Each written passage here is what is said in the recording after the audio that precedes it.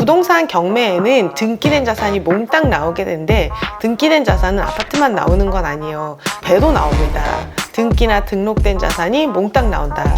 초보는 아파트를 많이 입장하기 때문에 아파트를 기준으로 하겠습니다. 오늘 제가 준비한 영상은 경매 초보를 위한 권리분석 영상입니다. 유튜브에 보면은 권리분석 영상이 참 많은데요, 되게 다양해요. 진짜 교육을 전문으로 하시는 교수님서부터 초보가 초보를 가르치는 그런 콘텐츠 되게 다양합니다. 우리는 먼저 한 경험자들의 콘텐츠를 굉장히 신뢰하는데요, 어떤 물건을 살 때 먼저 써본 사람의 후기를 보고 사는 거랑 좀 비슷한 것 같아요.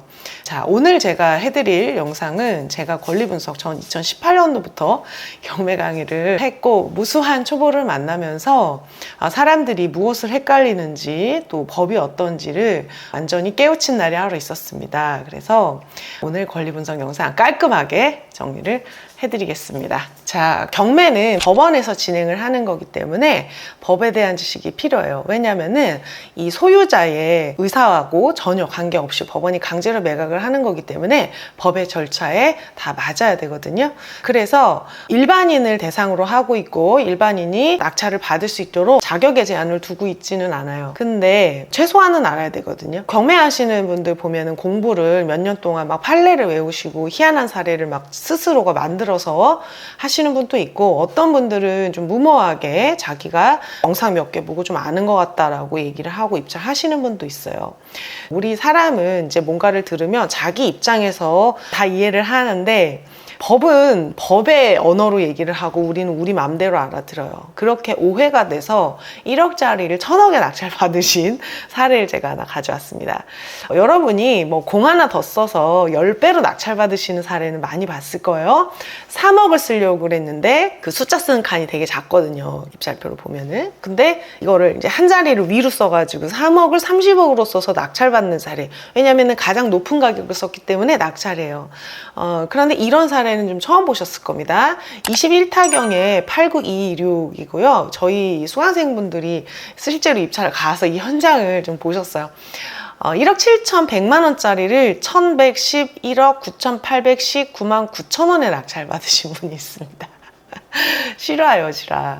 이 왜 그런 거냐면요, 그 1억을 쓰려고 했는데 그 1 앞에 빈 칸 있잖아요. 이게 한 칸 내가 올려서서 1억을 쓰려고 그랬는데 10억을 쓰는 그 실수를 안 하고 싶어서 이분이 이거를 칸을 이렇게 사선으로 메꾸신 거예요. 근데 법원에서 이걸 다 1로 인정을 한 겁니다. 그래가지고 낙찰 받으신 거예요. 미납하겠죠. 잔금을 낼 수가 없겠죠. 차순위도 안 받는다고 했습니다. 1111억의 낙찰을 받으셨다. 그거는 그 법원의 시각과 자신의 상식이 안 맞을 때 일어나는 사고예요. 이런 것만 있겠습니까? 굉장히 많아요, 여러분. 그래서 자, 오늘 제가 경매 권리 분석 5분 만에 제가 끝내드리도록 하겠습니다. 이 행꿈사 옥션 사이트고요. 행꿈사 옥션은 가입만 해도 한 달이 일단 무료니까 설명해드린 이 영상을 보시고 행꿈사 옥션 가입해서 진짜 내가 되는지 테스트 해보시면 될 것 같아요. 자, 부동산 경매에는 등기된 자산이 몽땅 나오게 되는데, 등기된 자산은 아파트만 나오는 건 아니에요. 배도 나옵니다. 등기나 등록된 자산이 몽땅 나온다. 초보는 아파트를 많이 입찰하기 때문에 아파트를 기준으로 하겠습니다. 그리고 권리 분석은 아파트, 주택이 가장 까다로워요. 왜냐면 임차인 때문에 그렇습니다. 자, 강원도 홍천에 있는 아무 아파트나 제가 좀 뽑아봤어요. 지금 감정가는 9,100만 원. 이 감정가는 감정평가사가 간 날 가치를 매긴 거기 때문에 실제 지금의 시세와는 다를 수 있습니다. 고점에 가서 감정을 했으면 지금 시세보다 높을 수가 있다. 자, 그리고 여기 중요한 건 뭐냐면은 최저 입찰 가격이죠. 지금 10월 30일에 6,370만 원 이상의 입찰을 할 수가 있는데 입찰 보증금은 637만 원. 그러니까 내가 입찰을 7천만 원에 한다고 해도 보증금이 700만 원이 아니라 637만 원이 되는 겁니다. 자, 그래서 요거를 이제 이렇게 하는구나 라고 하고, 여기 보시면 건물 면적이 나오는데요. 84.95, 이거는 전용 면적을 얘기합니다. 전용 면적을 얘기하는 거다. 그리고 토지 면적은 대지권을 얘기하는 거예요. 자, 아파트에서는 뭐 재건축 아니고서는 전용 면적이 중요하니까 전용 면적을 기준으로 해서 또 시세를 조사를 해야 되는 거고요. 여기 보시면 사이트가 엄청나게 많이 연결이 돼 있는데 이 중에서 감정평가서, 매각물건 명세서, 현황조사서, 문건접수, 송달내역 이렇게 4개만 법원에서 주는 서류고, 나머지는 저희 사이트에서 시세조사하거나 입찰하실 때 잘 쓰시라고 준비해 놓은 거예요. 특히 많이 헷갈리시는 게 배당표 같은 경우인데, 배당표는 법원에서 주는 게 아니라서 실수가 많이 있습니다. 그래서 배당표 보지 마시고요. 초보 같은 경우에 아파트를 한다라고 했을 때는 감정평가서도 볼 필요가 없습니다. 감정평가서는 다른 물건일 때 중요해요. 공장 이런 거, 토지일 때가 중요하고요. 매각물건 명세서 정도 보시면 될 것 같습니다. 그리고 하나 더 보면은 현황조사서 정도 보시면 될 것 같아요. 자, 이 물건의 시세는 84.95인데 한 단지에 84제곱미터가 엄청 여러 개가 있는 게, 소수점이 다 달라요.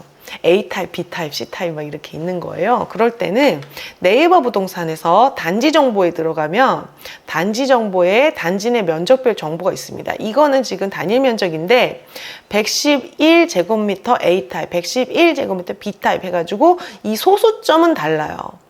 83, 84.83, 84.74 이렇게 조금씩 다릅니다. 그래서 요거를 기준으로 해서 시세 조사를 하시면 될 것 같습니다. 자, 초보가 봐야 되는 서류 단 한 장이 있다면 매각물건 명세서. 매각물건 명세서는 경매 첫 기일 일주일 전에 나오기 때문에 일주일보다 더 먼저 보고 있다면 이 서류가 없습니다. 그래서 매각물건 명세서에서 이렇게 서류가 있는데요. 그 경매에 돈을 나눠주려고 지금 강제로 매각하는 거잖아요. 근데 돈을 받을 권리자는 등기부에 기재되는 권리자가 있고 등기부에 기재가 안 되는 권리자가 있어요. 등기부에 기재되는 권리자는 근저당권자예요. 근저당권자의 날짜는 여기 이렇게 최선순위 설정 여기에 표시가 되고요. 등기부에 기재되지 않는 채권자는 임차인입니다. 임차인은 등기를 하지 않잖아요. 여기다 적습니다. 이 두 개 중에 누가 빠르냐 비교를 하는 게 권리 분석입니다. 그리고 어떤 건 낙찰자가 인수하고 어떤 건 낙찰자가 인수를 하지 않는가를 판단하는 것이 권리 분석이에요. 이 경우에는 등기부에 기재되는 권리만 있는데 임차인이 없기 때문에 등기부에 기재되는 권리가 경매 개시결정 등기고, 경매로 매각을 했을 때 효력이 소멸되지 아니하는 것 다 소멸된다는 얘기예요. 그래서 이 물건 같은 경우에 매각물건 명세서에 이렇게 인수되는 게 없고 임차인이 없고 이런 사건은 경매 초보가 경매 공부를 그렇게 많이 하지 않아도 입찰할 수 있는 물건이에요. 자, 그런데 우리가 조금 더 공부를 해보자면은 권리에는 여러 종류가 있습니다. 돈을 받을 권리는요, 임차인 보증금도 있고 카드값, 그리고 이 사람한테 빌려준 돈도 있고 받아야 될 요금이 있는 사람들도 있을 거예요. 그리고 세금도 받아야 되고 근저당도 이 사람이 갚아야 될 돈입니다. 다른 권리는 이 사람한테만 달라고 할 수가 있습니다. 그런데 물건의 권리가 설정된 것들은 이 물건의 소유자가 바뀌면 그 사람한테도 달라고 할 수가 있어요. 자, 이것들 중에서 빌려준 돈은 이 사람한테 달라고 할 수 있는 채권이고, 카드값도 이 사람한테 달라고 할 수 있는 채권이고, 각종 요금, 세금도 이 사람한테 달라고 할 수가 있는데요. 임차인의 보증금은 물건을 실제로 점유를 함으로 인해서 있는 권리입니다. 거기 살잖아요. 근저당은 서류에 등기된 물건자입니다. 자, 물건의 권리가 있다는 것은 서류상으로 지배하거나 아니면 실제 거기 살아야 돼요. 서류상으로 지배하는 근저당이고요. 실제 거기 사는 거는 물리적으로 지배하는 게 임차인이에요. 그래서 이 두 권리는 달라요. 자, 아버지와 아들이 있습니다. 자, 아버지가 있고 아들이 있어요. 아우 어떡해. 아버지가 있고 아들이 있습니다. 이거 아버지 소유였어요. 다 이 사람이 가지고 있다가 정리가 안 된 상태로 돌아가셨습니다. 그래서 이 집이 아들한테 상속이 된 거예요. 이 근저당도 그대로 있는 상태로 상속이 됐습니다. 자, 빌려준 돈. 아버지한테 빌려준 사람들이 아들한테 와서 달라고 할 수 있는가? 아버지가 쓴 카드값을 아들한테 달라고 할 수 있는가? 아버지가 안 낸 세금을 아들한테 달라고 할 수 있는가? 그렇지 않습니다. 그 사람한테만 달라고 할 수가 있어요. 근데 임차인 보증금은 어때요?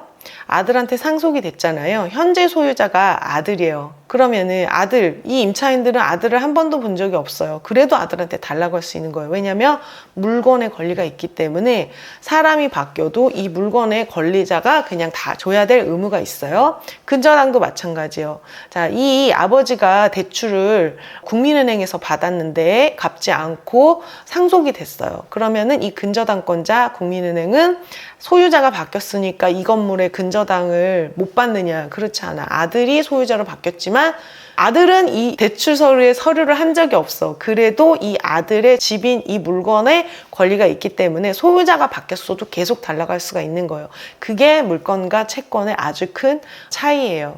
그냥 빌려줬으면 상속이 됐어. 아버지 돌아가셨어. 그러면 아들한테 달라고 못 하는데 임차인 보증금으로 아버지한테 줬다. 그러면 그 아들이 그 물건의 소유자이기 때문에 임차인한테 보증금을 줘야 될 의무가 있는 게 물건과 채권의 아주 극명한 차이예요.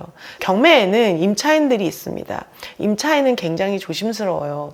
경매의 낙찰자에게 보증금을 달라라고 요구할 수 있는 것은 임차인밖에 없습니다. 그래서 임차인이 굉장히 조심스럽고요. 아마도 그 경매의 많은 책들 그리고 경매 공부 안 해도 할 수 있다라고 얘기하는 그런 강의들은 임차인이 있지 않은 사건을 얘기할 겁니다.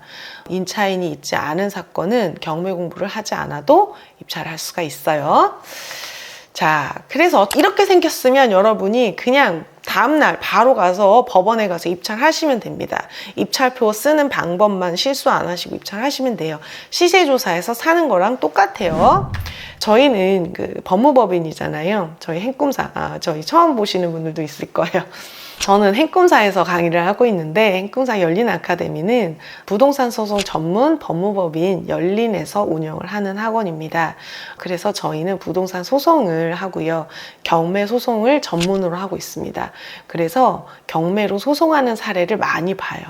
아, 이렇게까지도 갈 수 있겠구나라는 다양한 사례를 많이 보고 있습니다.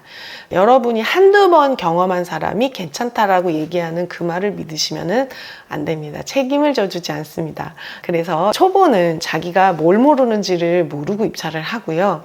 또 독학을 하게 되면 물어볼 데도 없어요. 그래서 사고가 나는 겁니다. 자, 경매 강의를 들으신다면 강사님한테 물어봤을 때 최소한 답변을 받을 수 있는 데서는 들으시는 게 좋을 것 같아요. 오늘 영상 도움이 되셨다면 구독, 좋아요 부탁드리고요. 여러분의 성공 투자 기원하겠습니다.